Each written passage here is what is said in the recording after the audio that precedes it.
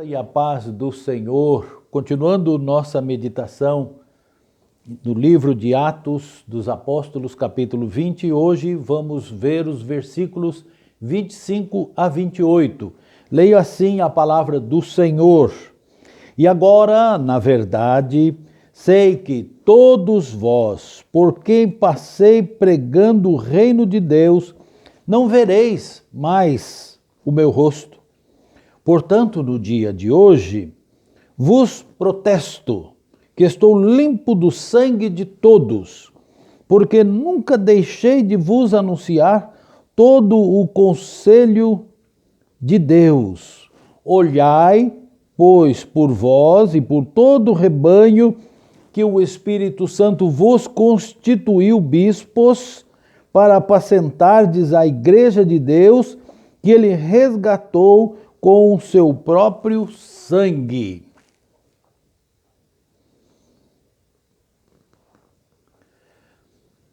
Nossa maior responsabilidade. O empregado tem responsabilidade para com o seu serviço. A dona de casa tem responsabilidade também com a sua casa. O motorista tem responsabilidade com o seu veículo no trânsito. Todos nós temos responsabilidades. E existe uma responsabilidade maior do que todas as que nós podemos imaginar aqui na Terra. É a responsabilidade que temos com a vida espiritual. Primeiro com a nossa. Cada um de nós vai dar conta daquilo que fez através do corpo, através da vida. Mas também somos responsáveis pelas pessoas à nossa volta. Aqueles, sobretudo, que não conhecem a palavra de Deus, que precisam conhecer a palavra de Deus, que precisam conhecer a Deus. E é isso o que o apóstolo Paulo vai dizer a estes homens encarregados pelas igrejas que servem.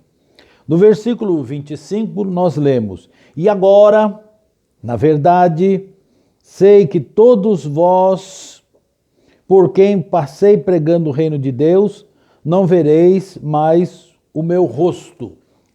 Paulo está se despedindo deles. Isso vai se cumprir. Não verão mais o rosto de Paulo aqueles que não puderem visitá-lo na prisão em Roma. Paulo não vai voltar mais ali para a Ásia. E ele está se despedindo e está trazendo para eles alguns ensinamentos, colocando a sua própria vida como ensino, como matéria de ensino, como exemplo, como padrão para a vida dele.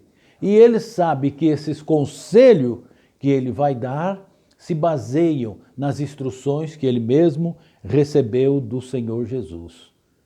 Em suma, o que ele vai dizer é que vocês têm o compromisso de pregar a palavra de Deus. Este é o maior compromisso que todos nós temos. Paulo diz, no verso 26, portanto, no dia de hoje vos protesto que estou limpo do sangue de todos vós. O sangue aqui se refere à vida espiritual. Embora diga sangue, mas quer se referir à vida, à existência. O sangue de vocês, daqueles que perecerem, não será cobrado de mim, porque eu cumpri com a minha obrigação para com todos vocês. Paulo está dizendo isto para eles, mas para que sirva de exemplo para eles, que continue agindo como Paulo agiu. Que eles possam chegar também um dia a dizer, eu estou inocente contra o sangue de vocês. Que um pai de família possa dizer à sua família, aos seus filhos, eu preguei tudo que precisava pregar para vocês. A responsabilidade agora é de vocês. Eu estou limpo do sangue de vocês. Que nós possamos dizer isso às pessoas à nossa volta. Que nós possamos dizer isto aos nossos vizinhos, aos colegas de trabalho, às pessoas com as quais nós temos contato. Sobretudo hoje, através das mídias de relacionamento. Não deixe de anunciar a palavra de Deus. Ezequiel, capítulo 33, nós temos um ensino sobre o atalaia. E já foi pregado até recentemente pelo nosso irmão Antônio, neste capítulo, quando ele falou sobre o atalaia. Gosto sempre de lembrar, com referência àqueles que pregam a palavra de Deus, que falam ao nosso coração. O atalaia é o vigia, é aquele homem que fica numa torre observando se o perigo se aproxima, se o inimigo vem atacar a cidade. E então ele avisa a cidade, através de um som, através da sua voz, de alguma maneira ele avisa a cidade que a cidade está em perigo e que um exército inimigo marcha contra ela. A cidade deve tomar as atitudes necessárias. O atalaia avisou, ele fez o serviço dele. A cidade, os generais, o dirigente da cidade deve tomar as precauções necessárias para anular o efeito do inimigo. Contudo, se o atalaia dormir, se ele se distrair, pode ser que o inimigo chegue sem que seja avisado. E ele está dizendo que ele está limpo do sangue de todos, ou seja, ele foi um atalaia que agiu em tempo certo. Se a cidade ouviu o atalaia e não tomou nenhuma precaução, de modo que o inimigo entrou e dizimou a cidade, levou cativos, levou tesouros, o atalaia está livre, porque avisou. Se ele não avisasse, então ele teria que pagar com a sua própria vida. Como isso deve falar ao nosso coração? Nós temos que anunciar. Será cobrado de nós. Aquelas pessoas que estão à nossa volta, às quais nós não anunciamos a palavra, o sangue deles estará em nossas mãos. Estaremos na presença de Deus um dia com as mãos manchadas do sangue daqueles com os quais deveríamos ter anunciado o caminho da salvação e não anunciamos. Devemos declarar às pessoas, como ele diz no verso 27, nunca deixei de vos anunciar todo o conselho de Deus, a verdade de Deus, a verdade da Bíblia. Muitas vezes é difícil anunciar a verdade. Agora mesmo temos ouvido a respeito de um pastor que está sendo incriminado, que está sendo chamado, vai depor diante de um tribunal porque anunciou a palavra de Deus. Eu não sei como ele anunciou. Eu não sei se usou palavras inflamantes, eu não sei, não ouvi o que ele disse, mas se ele disse a verdade, conforme diz na palavra de Deus, não deve temer o julgamento dos homens, porque nós temos compromisso com a verdade. A verdade de Deus tem que ser falada, tem que ser pregada. Doa a quem doer, até mesmo àquele que fala. A palavra de Deus nos explica que a verdade nos purifica, que a palavra de Deus é a verdade, ela não contém, ela é a verdade. Jesus, ele diz, eu sou o caminho, a verdade e a vida. Quando Pilatos pergunta para Jesus, naquele julgamento, pergunta para ele, qual é a verdade? Jesus ficou em silêncio. Ele não tinha como, não podia explicar a verdade, porque ele é a verdade. A verdade estava ali diante de Pilatos.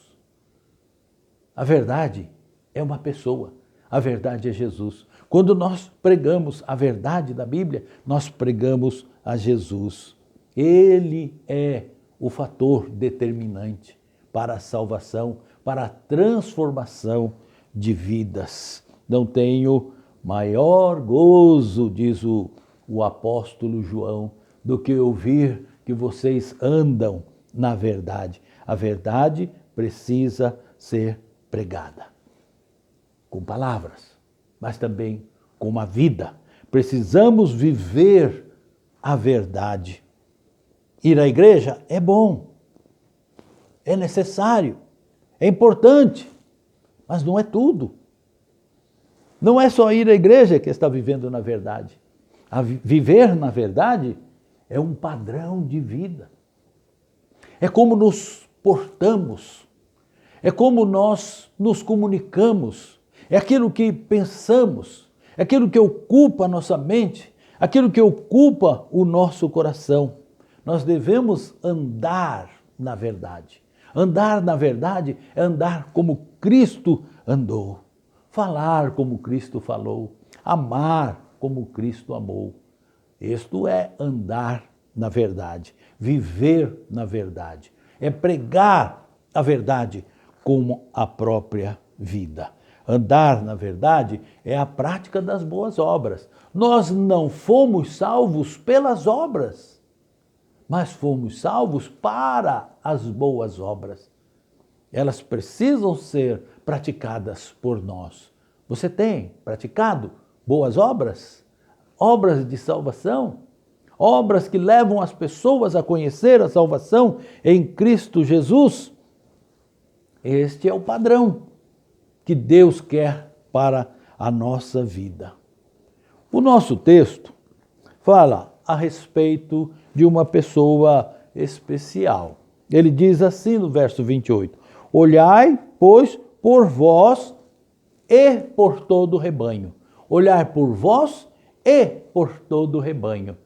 Então ele está separando uma pessoa. Ele está falando com estas pessoas, que são os dirigentes da igreja. Lá no versículo 17, quando iniciamos essa série de pregação sobre o ministério pastoral, ele mandou chamar anciãos de Éfeso. Estes anciãos de Éfeso é o que ele cita agora no versículo 28. Olhai por vós. Por vós quem? Por vós anciãos. Mas olha o que ele diz, e por todo o rebanho. Quem é que cuida de rebanho? É um ancião ou é um pastor? É o mesmo. O ancião é o mesmo pastor. E é com eles que ele estende agora a sua palavra, sobre o qual, preste atenção, sobre o qual o Espírito Santo vos constituiu bispo, ancião, pastor, rebanho, pastor, e agora bispo, para apacentar. E de novo volta a uma referência às ovelhas do Senhor, a apacentar, que ele chama agora de igreja, que ele resgatou com o seu próprio sangue. Aqui nós temos então essas três referências, pelo menos três. Pastor é aquele que cuida do rebanho, alimenta, protege, conforta, conduz por verdes pastos, as águas tranquilas, alimenta, mata a fome com a palavra de Deus. Lá em Pedro, nas cartas de Pedro, ele vai se apresentar como presbítero. O presbítero é uma pessoa capacitada para administrar os negócios da igreja. Quem é que administra os negócios da igreja? É o pastor, que ali passa a receber essa incumbência de presbítero, de um supervisor. Mas também nós já vimos que é também o ancião, que apresenta uma vida sensata, respeitosa e também de confiabilidade pela experiência de vida, apto a dar bons conselhos.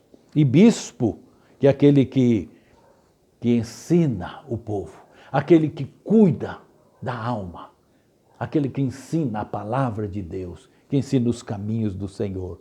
Então, se fôssemos resumir, pastor, presbítero, ancião e bispo é aquela pessoa que o Senhor cuida.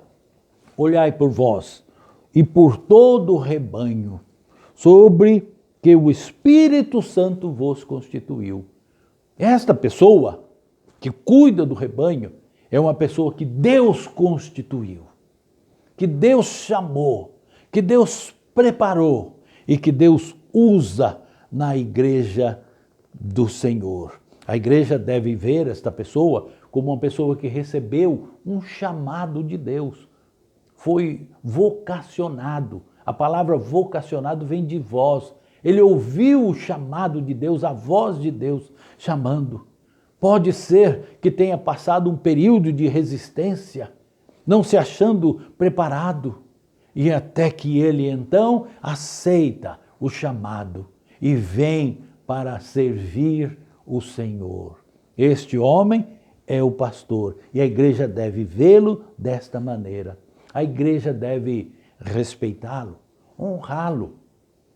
A igreja deve ouvi-lo. A igreja deve atender os apelos, entendendo que ele está fazendo pela palavra de Deus, como estou fazendo agora, e mostrando as bases na palavra de Deus. Aquele que prega, conforme a sua vontade, que conta as suas histórias e faz as suas promessas sem base bíblica, não devem ser ouvidos. Há tantas coisas que se encaminham para a heresia, que são anunciadas hoje em templos, através da mídia, que precisam ser evitadas, ou pelo menos tomar cuidado para que não sejam levados para a distância da palavra de Deus. Quero concluir a palavra de Deus falando para os irmãos que há necessidade de sermos tanto aquele que cuida do rebanho, como todo o rebanho. Há uma responsabilidade para com a palavra de Deus, para que nós possamos anunciar a palavra de Deus.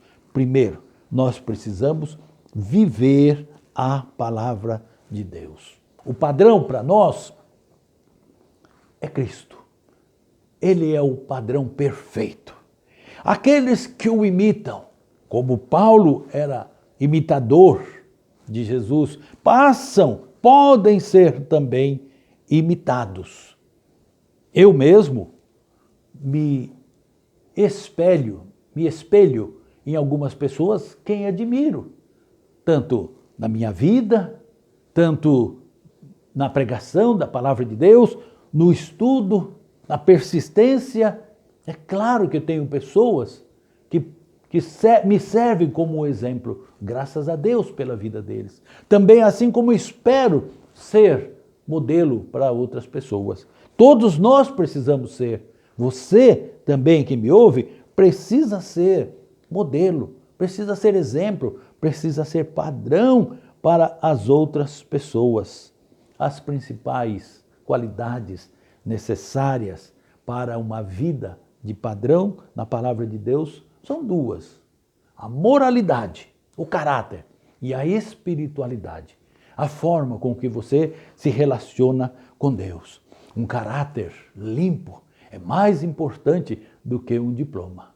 O conhecimento da palavra de Deus é mais importante do que a vivacidade das palavras, a eloquência nas palavras. É exigido para aquele que se coloca como pregador da palavra de Deus a fidelidade, a honestidade, a veracidade nas coisas que fala e nas coisas que vive. Um exemplo grande é como ele vive no seu lar.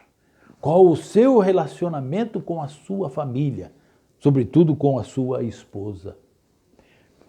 Outra coisa que precisa ter, aquele que quer ser exemplo, é a forma com que ele cuida da palavra de Deus. A palavra de Deus é a verdade, como vimos. Nós precisamos nos voltar para a palavra de Deus. Nós precisamos estudar.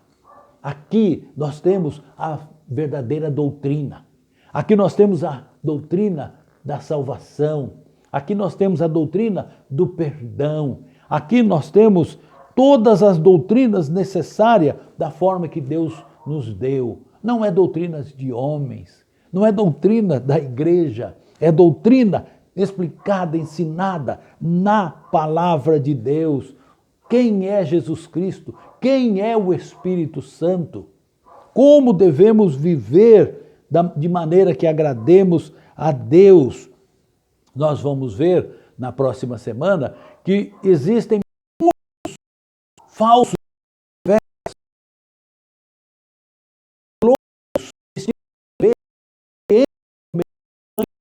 que nós precisamos dar doutrina. Você tem que dar e precisa dar. É necessário dar. Precisa de Deus. Com a escola dominical. Aprender a ensinar. Oh, maravilhoso. Obrigado pela escola pública dominical. Espero que eu para esse grande Senhor.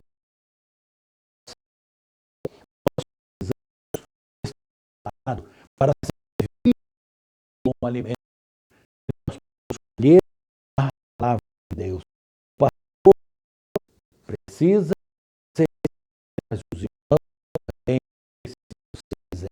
E por fim, os irmãos da igreja. Existem atividades dentro da igreja.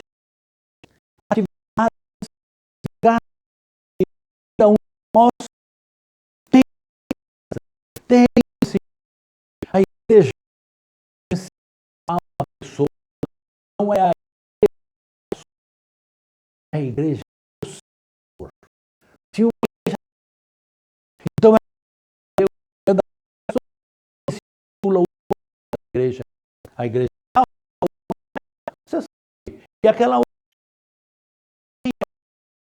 você sabe, se é de Deus. A igreja inteira é aquela que não tem dono. A igreja do Senhor. É preciso zelar o culto. É preciso ter respeito. É preciso ter cantar.